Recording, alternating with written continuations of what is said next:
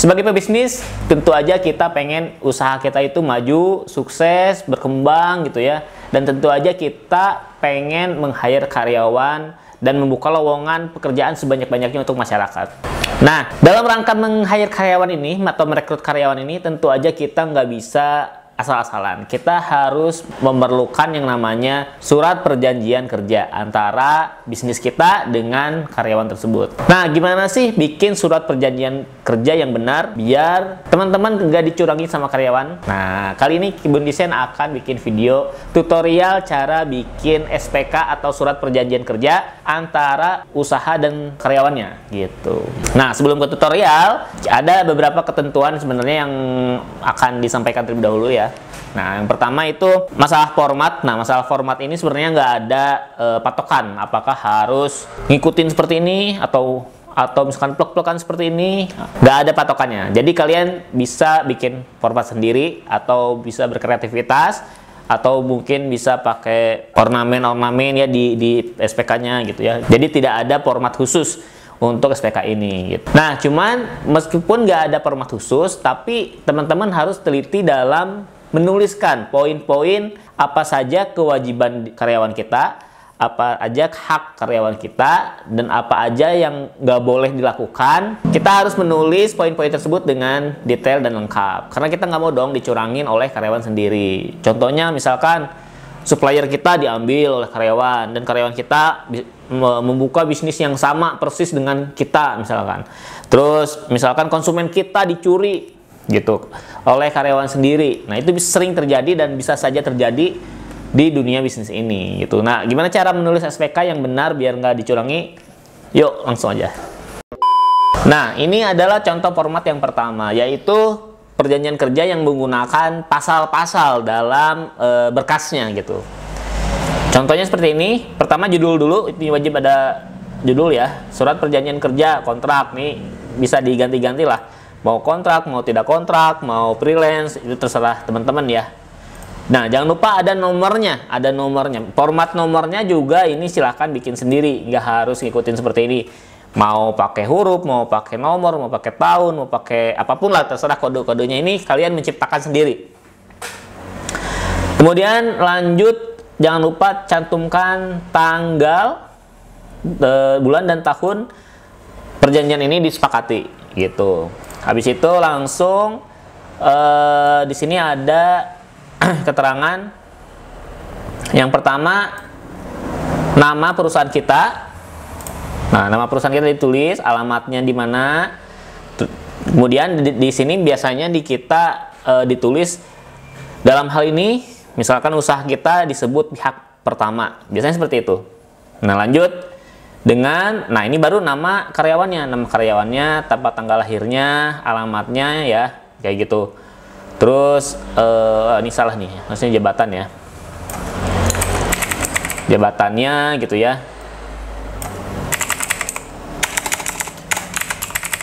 Nah, seperti yang alamatnya, jabatannya apa, terus biasanya ditulis juga dalam hal ini bertindak sebagai pihak kedua. Nah, ini. Kedua belah pihak mengikat diri dengan perjanjian ini di paragraf selanjutnya ya. Nah, setelah itu baru masuk ke pasal-pasalnya. Nah, pasal-pasal ini juga tidak ada patokan kalian harus mengetik apa ya. Bebas-bebas aja. Cuman biasanya yang umumnya yang ditulis oleh perusahaan-perusahaan terhadap karyawannya, yang pertama ada pasal 1 tentang statusnya. Karyawannya ini kontrak atau tetap atau freelance atau apa statusnya gitu, harus jelas. Kedua, kalau misalkan kontrak atau ada masa kerjanya ditulis di sini. Misalkan dari tanggal 1 sampai tanggal 5, misalkan dari bulan Januari sampai bulan Desember misalkan. Atau bisa berbentuk misalkan 6 bulan atau misalkan dalam waktu 1 tahun gitu ya, ditulis. Setelah itu ditulis juga jabatannya apa. Nah, jabatannya apa ditulis gitu ya. Kalau di sini contohnya ada sosial media katanya. Jadi dia contohnya ini menggarap sosial media gitu. Nah, lanjut ke pasal kedua. Pasal kedua ini berisi hal-hal umum. Dalam perusahaan kita itu sistemnya gimana kerjanya gitu. Contoh, poin pertama di pasal 2 nih. Pihak 1 menerima dan melaksanakan tugas tanggung jawab kayak gitu yang diberikan oleh pihak pertama. Terus tunduk melaksanakan seluruh ketentuan yang berlaku kayak gitu ya. Terus menyimpan dan menjaga kerahasiaan dokumen kayak tadi ya, wajib merahasiakan contoh suppliernya, terus kliennya siapa aja, konsumennya siapa aja, jangan sampai data perusahaan kita dijual ke pesaing kita misalkan, atau dijual ke bisnis lain yang serupa misalkan gitu. Jadi biar tidak dimanfaatkan, itu harus ditulis gitu. Terus ada waktu kerjanya, misalkan Senin sampai Jumat, Sabtu Minggu libur, atau Senin sampai Sabtu, Minggunya libur kayak gitu. Atau misalkan kerjanya sip-sipan, jadi waktu liburnya bergantian dengan karyawan lain, disesuaikan sesuai dengan lapangan misalkan, seperti itu ya. Nah, ini ketentuan-ketentuan umum. Ketentuan umum ini sekali lagi kita nggak bisa ngikutin template ini, harus disesuaikan sama bisnis teman-teman gitu. Apakah teman-teman kerjanya ada liburnya atau nggak ada liburnya, atau misalkan liburnya hari Jumat atau liburnya hari Minggu, itu disesuaikan teman-teman. Kalian nggak bisa pek-pekan nyontek ini gitu. Lanjut pasal 3. Nah, pasal 3 ini berisi tentang ketika karyawan berhenti bekerja di perusahaan kita gitu. Contoh misalkan pihak kedua melanggar ketentuan misalkan, maka pihak pertama bisa memberhentikan secara sepihak misalkan. Terus pihak kedua tidak menjalankan tugas, tidak sesuai target misalkan, akan diberikan hukuman berupa teguran misalnya. Ini bisa ditulis di pasal 3 ya. Kemudian pihak kedua melakukan pencurian misalkan, lalu akan mendapatkan hukuman pidana sesuai dengan peraturan yang berlaku, contohnya seperti itu ya. Jadi ini tentang poin-poin yang bisa membuat karyawan dipecat. Nah, contoh lainnya ada misalkan sering bolos, karyawan tidak hadir selama misalkan 10 hari dalam 1 tahun, maka dianggap bolos gitu ya. Ada hukumannya seperti apa kayak gitu. Ini harus ditulis secara lengkap, secara detail. Nah, lanjut di pasal 4. Nah, pasal keempat adalah tentang gaji ya, dan tunjangan dan lain-lain. Nah, di sini ditulis gajinya berapa, tunjangannya apa, terus misalkan transportasi atau dapat BPJS atau enggak, misalkan, atau dapat biaya makan atau enggak gitu. Berapa biaya makannya berapa, misalkan sehari 10.000, sehari 20.000, harus ditulis dengan jelas. Angkanya wajib ditulis angkanya di sini ya. Kemudian di sini ada tentang bonus. Nah, bonus juga berapa ditulis gitu ya. Lanjut ke pasal 5. Nah, di pasal kelima ini berisi tentang gajinya ini dia dibayarkannya tanggal berapa ya. Terus apakah ada pemotongan gaji gitu ya ketika misalkan bolos kayak gitu. Nah, sebenarnya di pasal 5 ini kita bisa ditulis juga di pasal 4. Jadi nggak ada ketentuan lah, nggak ada ketentuan tentang gaji harus di pasal 4 wajib, nggak gitu. Kalian juga bisa taruh misalkan pasal 2-nya pengen tentang gaji, bisa aja gitu. Nah, lanjut yang ini contohnya pasal 6. Pasal 6 ini berisi ketika perjanjian ini berakhir ya. Contohnya misalkan waktu kontraknya udah habis, maka karyawan apakah berhak memberikan bonus atau gaji tambahan atau tidak kayak gitu ya. Terus apakah misalkan kalau misalkan karyawannya mengundurkan diri, nah kita punya kewajiban apa nih sebagai perusahaan. Terus apakah perusahaan itu memberikan uang pesangon atau uang apa ya, penghasilan lainnya untuk si karyawan ini gitu ya. Ada di pasal 6 ini tentang berakhirnya kontrak ini. Kalau misalkan berakhir akan seperti apa gitu, apakah akan berakhir begitu aja atau misalkan ada pengangkatan seperti itu. Ini ditulis juga di pasal 6 ini gitu. Lanjut di pasal 7. Nah, pasal 7 ini merupakan pernyataan bahwa keduanya setuju dengan isi dari surat perjanjian ini gitu. Habis itu langsung ke tanda tangan kedua belah pihak. Pihak pertama biasanya owner usahanya ya. Kalau teman-teman masih UMKM, ownernya biasanya. Kalau misalkan udah mungkin bentuk CV atau bentuk PT, itu bisa direkturnya gitu ya. Lanjut di pihak kedua adalah karyawannya, seperti itu. Jadi formatnya seperti ini ya, yang pasal-pasal ini. Nah, ini memang kalau ini terlalu baku kalau menurut saya. baku, dan memang pada umumnya seperti ini sih di perusahaan-perusahaan ya. Saya juga dulu sempat kerja, perjanjiannya juga kayak gini, pakai pasal-pasal gitu. Nah, buat teman-teman yang mungkin agak males buat ngetik-ngetik, nah bisa juga download template ini atau contohnya ini untuk referensi. Tapi kalau misalkan mau diganti-ganti ininya juga boleh, terserah teman-teman lah pokoknya. Karena kalau saya sih lebih baik kita ngulik sendiri ya tentang SPK ini, karena menyesuaikan dengan kebutuhan bisnis teman-teman gitu. Kalau mau download ini saya kasih gratis, nanti linknya ada di deskripsi ya.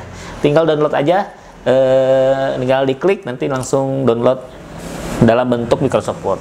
Oke. Nah, tadi kan format yang pasal-pasal nih. Apakah kita bisa nggak nulis surat perjanjian kerja ini formatnya yang berbeda? Kita punya format sendiri, bisa aja. Contohnya gini, kebun desain sendiri. Kebun desain formatnya itu kita bikin sendiri karena kita nggak mau terlalu banyak kata-kata yang ribet, yang bikin mungkin karyawan kita bacanya juga pusing, bingung gitu ya. Dan kita juga nulisnya kebanyakan, kita bikin format sendiri. Nah, kebun desain format SPK-nya seperti apa? Kita lihat yuk.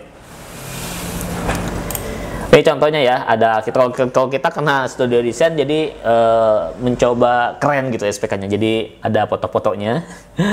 Terus di sini ada surat perjanjian kerja. Di sini ada namanya, nama karyawannya siapa. Ini contohnya ada Fatimah ya. Terus ada nomor surat perjanjian kerjanya. Nah, itu penting. Di sini kita langsung ke poin, berbentuk poin-poin. Contoh, sebagai remote graphic designer. Jadi desainer yang kerjanya remote, WFH gitu ya contohnya. Langsung aja ke job desk-nya. Job desk-nya itu apa si desainer ini gitu. Mengerjakan desain sesuai dengan brief dari kebun desain. Bersedia mengerjakan desain sesuai dengan waktu yang ditentukan. Tuh. Kemudian ya terkait dengan publikasi karya gitu ya, terkait dengan ketentuan apakah karya desainer bisa dipakai lagi oleh kebun desain untuk kepentingan marketing kayak gitu. Terus apakah desainer bisa mencantumkan kontak pribadi di hasil desain? Itu tidak boleh. Nah, jadi kita lebih fokus ke job deskripsinya apa secara spesifik langsung gitu. Habis itu tempat kerja. Nah, tempat kerjanya di mana? Kalau ini kan karena ini kerjanya remote, jadi desainer bisa kerja di mana saja. Waktu kerja kita tulis juga nih jam buka studio kalau misalkan desainernya mau ke studio gitu ya. Terus ada karena ini WFH, berarti di sini tulis diharapkan standby dari jam berapa sampai jam berapa, kemudian pengirimannya gimana gitu ya. Terus pokoknya masalah waktu kerja gitu. Lanjut ada salary atau gaji ya, gaji. Contoh misalkan desainer mendapatkan komisi 60% gitu dari harga desainnya misalkan. Terus tidak ada tunjangan, tidak ada biaya lembur misalkan, karena ini kan jatuhnya freelance ya, freelance yang kerjanya remote gitu. Contohnya seperti ini. Lanjut ke ketentuan umum. Nah, kalau di kebun desain ketentuan umumnya di belakang. Jadi kita spesifik dulu kerjanya ngapain, waktu kerjanya di mana, tempat kerjanya di mana, gajinya berapa, baru ketentuan umum gitu. Sama kalau ketentuan umum itu biasanya menjaga kerahasiaan perusahaan, tanggung jawab, nggak boleh ribut sama karyawan yang lain gitu ya. Nah, habis itu langsung ke tanda tangan gitu. Udah deh. Nah, kalau tadi kan yang mana yang pasal-pasal dia ada sampai 4 halaman ya. Kalau kebun desain kita cuman ada 1 halaman aja SPK-nya. Jadi lebih simpel, isinya poin-poin, langsung to the point, nggak ada pengantar-pengantar kata yang bikin ribet gitu ya. Nah, gitu ya. Nah, oke. Nah, gimana teman-teman? Teman-teman ini sekarang udah ada mulai paham belum cara nulis SPK-nya nih? Atau masih bingung nih harus ngetik gimana gitu? Nah, komen aja di bawah ya. Masalah teman-teman dalam menulis surat perjanjian kerja ini bagaimana gitu. Oke, secara teknis mungkin itu aja. Jadi format bebas, terus isinya juga bebas. Cuman kunci atau hal penting yang tips dari saya nih untuk menulis surat perjanjian kerja adalah kita harus menuliskan secara sedetail mungkin, karyawan itu kewajibannya apa, haknya apa di SPK ini. Terus perusahaan juga kewajibannya apa, membayar berapa, terus waktu kerjanya gimana, terus dapat hak apa karyawan ini dari karyawannya gitu ya. Dan jangan lupa kita bikin poin di mana karyawan ini supaya tidak mencurangi bisnis kita, dalam artian kayak tadi menjual data konsumen, menjual data supplier, atau bikin bisnis yang serupa, atau misalkan hal-hal lain yang mungkin merugikan usaha kita gitu. Jadi harus dipikirkan benar-benar baik-baik gitu ya. Nah, itu aja yang bisa saya share hari ini. Dan sebelum closing mau promosi dulu nih, karena Kebun Desain adalah studio desain grafis. Jadi kita jualan desain logo, jualan desain kemasan, jualan desain company profil, proposal, desain gerobak, dan desain-desain atau hal-hal kreatif lainnya untuk membantu bisnis teman-teman. Gak cuman itu, kita juga menyediakan membantu pendaftaran merek, pendaftaran NIB, pendaftaran PIRT, dan perizinan-perizinan lainnya. Bisa langsung WA aja ke nomor yang ada di bawah. Oke, sampai jumpa di video berikutnya. Bye-bye.